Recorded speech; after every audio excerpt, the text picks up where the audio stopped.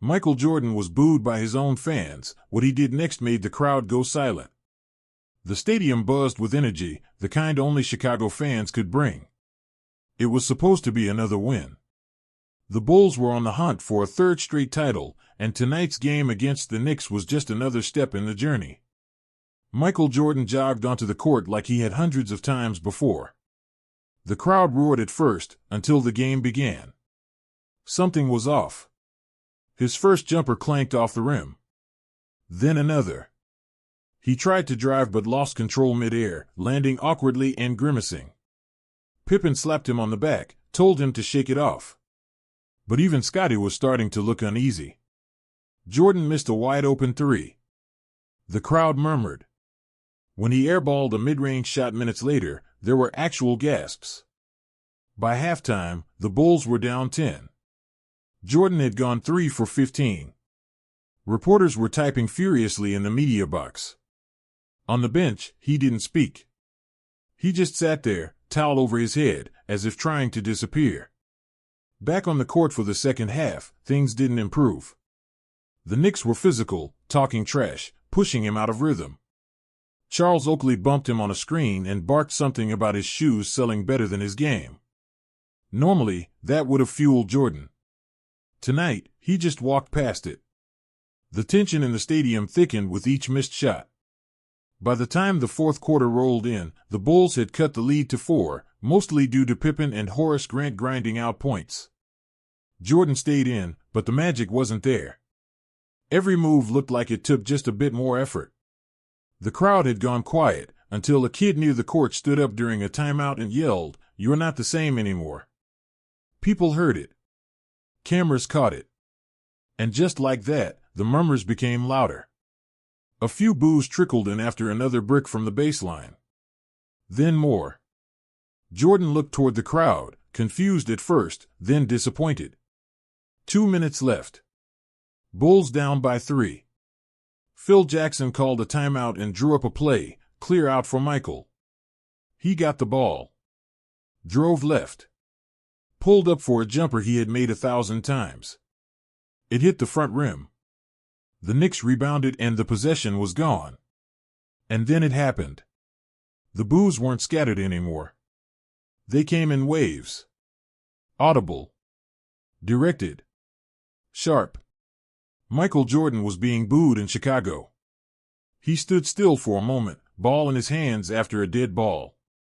He looked up at the crowd, not with anger, but disbelief. Then he did something no one expected. He walked to the scorer's table and signaled for the mic.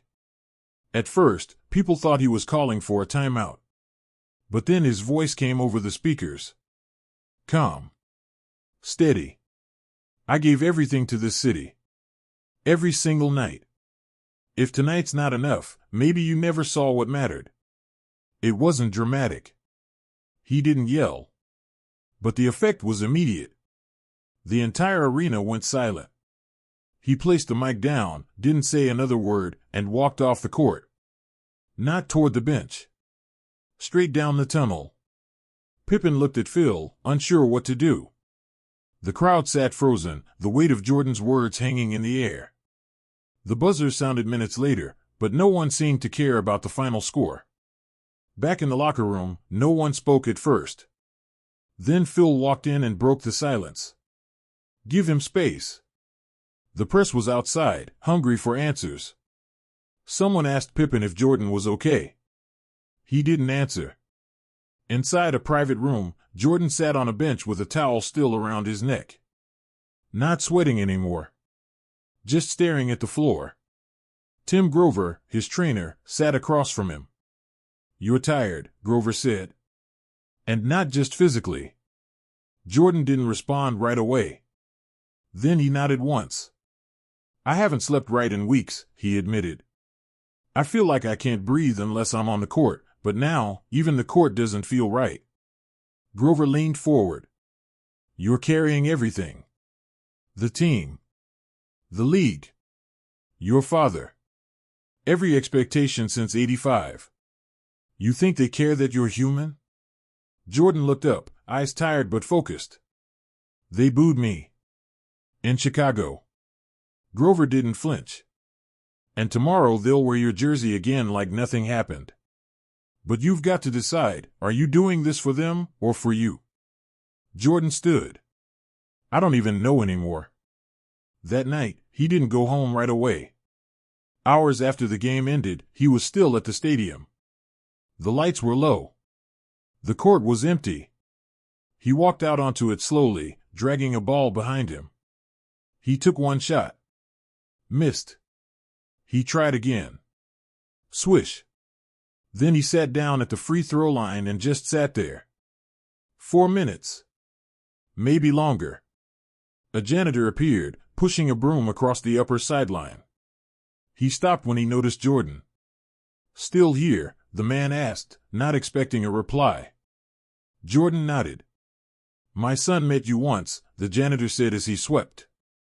You visited the hospital when he was sick. Gave him a pair of shoes. He fought harder after that. Jordan looked at him, unsure what to say. The man kept going. He passed last year. But you were his hero. Not 'cause of what you won. 'Cause you showed up when no one else did. Jordan's throat tightened. You miss one game, the man continued, and people forget. But the people who remember? They remember for life. Jordan stood slowly, looked back at the darkened stadium. The empty seats. The court where he built his name. Thanks, he said quietly. He didn't know what would come next. But for the first time in weeks, the noise in his head faded, just a little. Tomorrow could wait. Tonight was about remembering why he started. Michael didn't show up to practice the next morning. Pippen tried calling. No answer. Phil Jackson told the media he was resting, but everyone could see it on his face. He was worried. Rumors started spinning. Was Jordan injured? Was he quitting? Had the booing broken something inside him? 2 days passed. No sign of him. The Bulls played again without him, and they lost. The stadium felt different. No edge, no fire, just a building full of fans wondering if they had watched Michael Jordan walk away for good. By the third day, Phil showed up at Michael's Highland Park house. No press, no entourage. Just him. Jordan answered the door, hoodie up, eyes heavy. Phil stepped in. You done? Michael didn't answer immediately. He led Phil to the kitchen, where a half-drunk cup of coffee sat untouched for hours. The silence stretched before he finally said it. I think I lost something. Phil nodded. You didn't lose it. You gave too much of it away. Jordan looked at him. You ever feel like you built something you don't even want to carry anymore? Yeah, Phil said. Almost every season. Then I remember it's not mine alone. Jordan rubbed his forehead. They booed me. And you think that means they forgot who you are? It means they only care when I'm perfect. Phil didn't respond right away. He just let it sit. Then he stood up and handed Michael a folded piece of paper. From someone who wanted you to read this. Kid who yelled at you. Jordan unfolded it. Crayon writing, messy spelling. I'm sorry for what I said. You're still my hero. I was just mad because my dad left the same day, and I didn't know who else to blame. Please come back. Michael stared at the paper for a long time. You can't win every game, Phil said. But you can still win people back. Later that night, Jordan called Grover. Meet me at the gym. Bring the tape. Grover met him at 11 p.m. Jordan was already sweating, already deep into footwork drills. They watched his worst plays from the last game. Then clips from earlier in the season. Then older footage, Jordan at his best. You see the difference? Grover asked. Michael nodded. I was playing tight. Not free. Then play free. He practiced for hours. On the fourth day, he returned to the team facility. Quietly. No press. He walked into the gym mid-drill. The team stopped.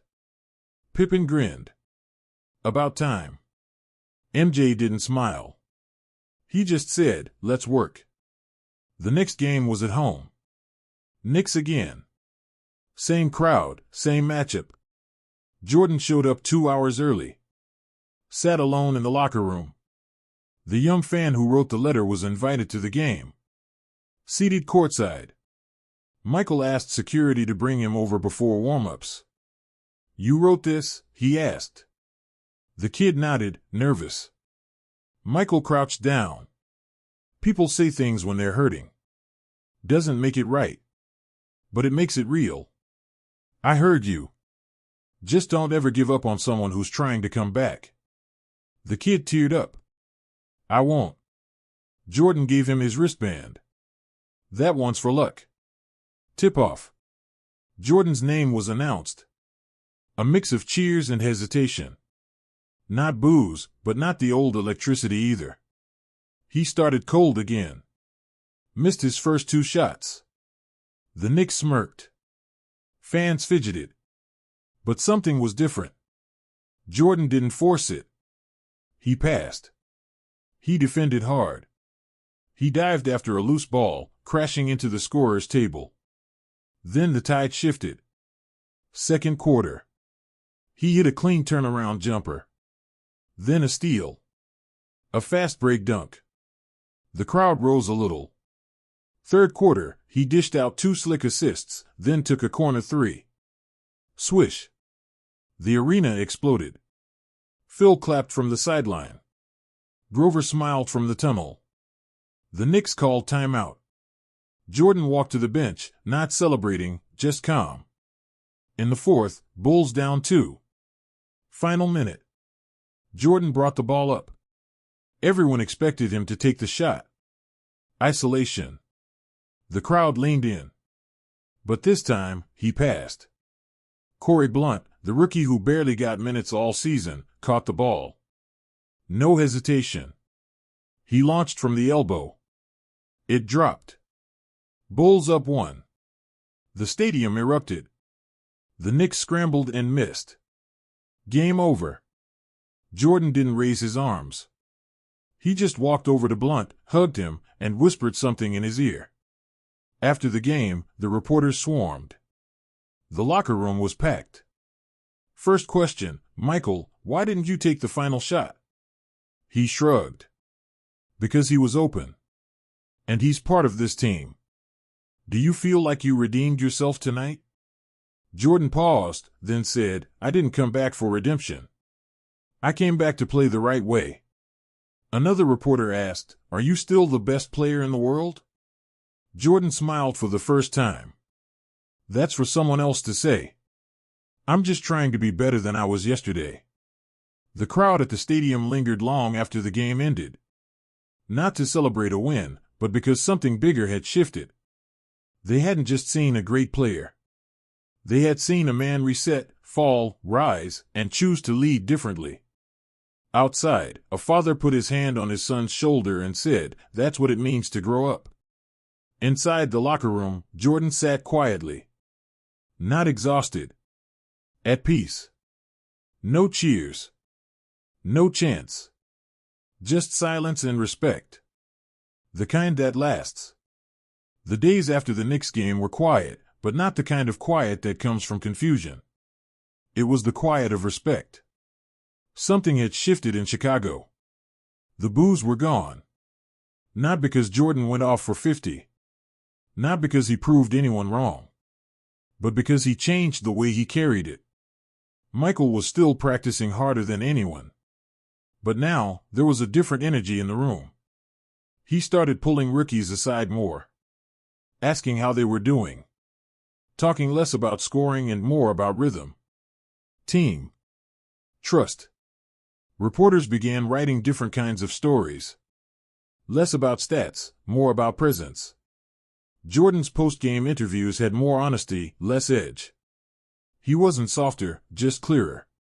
One morning before shoot-around, Phil pulled him aside. You thinking about what comes next? Michael nodded. Every day. You walking away? Not yet. But when I do, I'll know I left different than I came. That night, the Bulls played the Pistons. Old rivals. Old scars. Jordan didn't say much in the locker room. Just laced up, stood, and said, "Let's go remind them who we are." He led with intensity, not anger. When Dennis Rodman shoved him on a rebound, Jordan laughed it off and scored right over him next play. He wasn't playing angry anymore. He was playing free.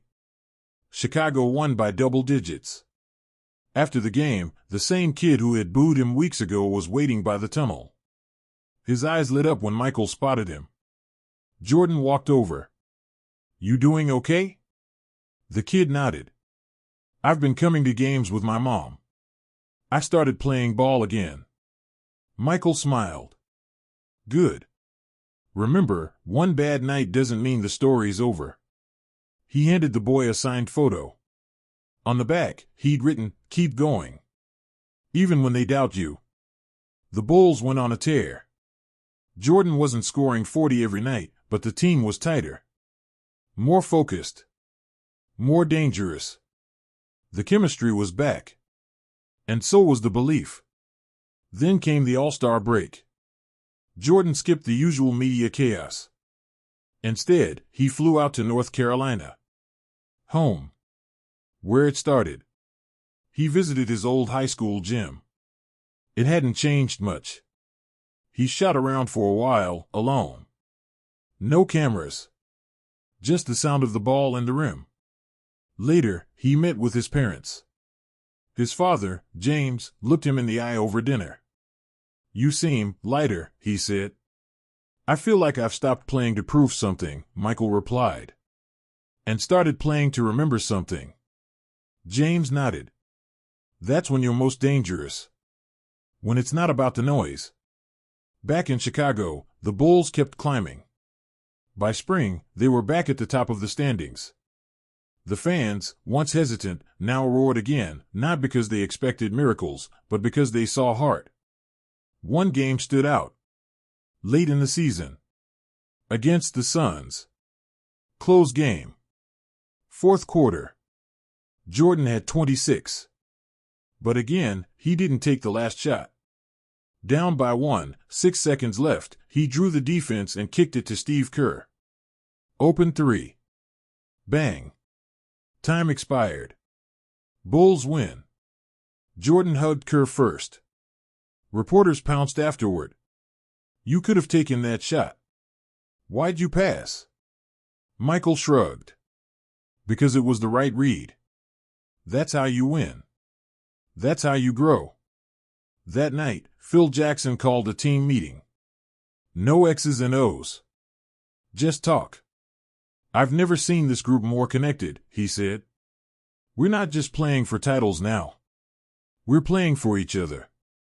Jordan didn't say much. But on his way out, he paused and turned back.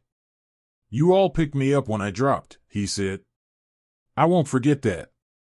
Then came the playoffs. Round after round, the Bulls handled business.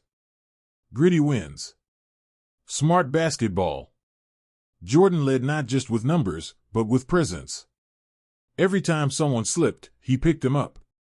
Every time someone hesitated, he encouraged them. The finals arrived. Bulls versus Suns. Game 1 at home. The crowd stood for Jordan before tip-off. It wasn't a cheer. It was reverence. The same people who had once booed now roared because they saw the full journey. Game 1 went to the Bulls. Then Game 2. The Suns fought back in Game 3. But Jordan kept the team grounded. Focused. They pushed forward. Game 6. Back in Chicago. Chance to clinch. Fourth quarter. Tie game. Jordan had 34. Worn but locked in. Final possession. Clock ticking. Timeout. Phil looked at the team.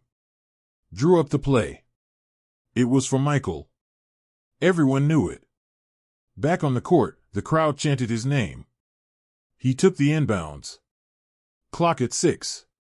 He jabbed, spun, pulled up from the top of the key. It rattled in. 2 seconds left. Suns missed a prayer from half court. Ball game. The arena exploded. Streamers fell. Bulls, three-peat. Jordan raised his arms, then dropped to his knees. Not in triumph. In gratitude. Pippen pulled him up. You did it. Michael smiled. We did. During the trophy ceremony, the crowd hushed as Jordan took the mic again. Same place he spoke weeks before. He looked out, then said simply, "Thank you. For every cheer, every silence, and yes, even every boo. It reminded me why I started. And why I'll finish this right." The crowd stood again, this time not to judge, but to witness.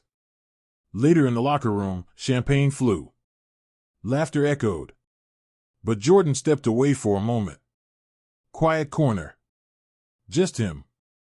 Grover walked over. You good? Jordan nodded. I'm not chasing the same things anymore. What are you chasing now? Legacy. Not numbers. Not flash. Just something that lasts. He glanced around.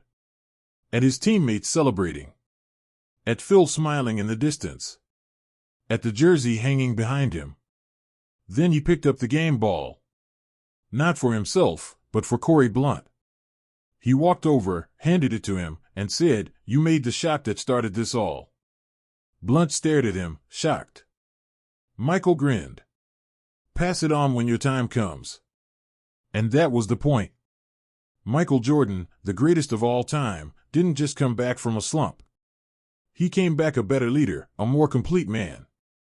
Not because he silenced the boos, but because he earned the silence that came after. A silence filled with respect, redemption, and the kind of legacy that never fades.